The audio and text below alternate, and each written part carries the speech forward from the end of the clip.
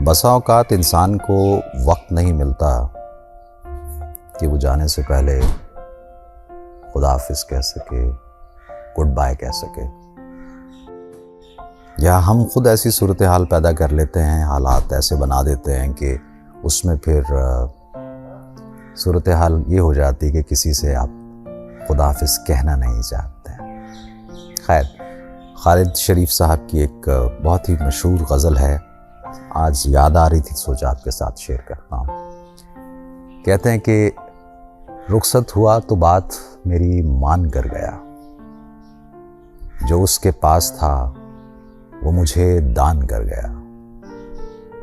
और ये शेर तो बहुत ही मशहूर है कि बिछड़ा कुछ इस सदा से कि रुत ही बदल गई, एक शख्स सारे शहर को वीरान कर गया।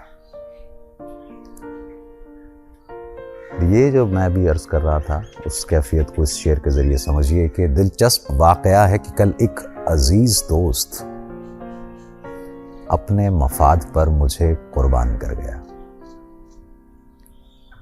कितनी सुधर गई है जुदाई में जिंदगी, हाँ वो जफा से मुझ पे तो एहसान कर गया।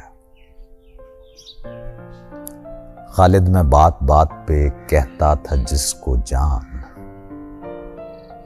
वो शख्स आखिरश मुझे बेजान कर गया। ख्याल रखिए कि ऐसी कैफियत आपकी तरफ से पैदा ना हो, ऐसे हालात आपकी तरफ से पैदा ना हो। बाकी सब अच्छा, मिलते हैं।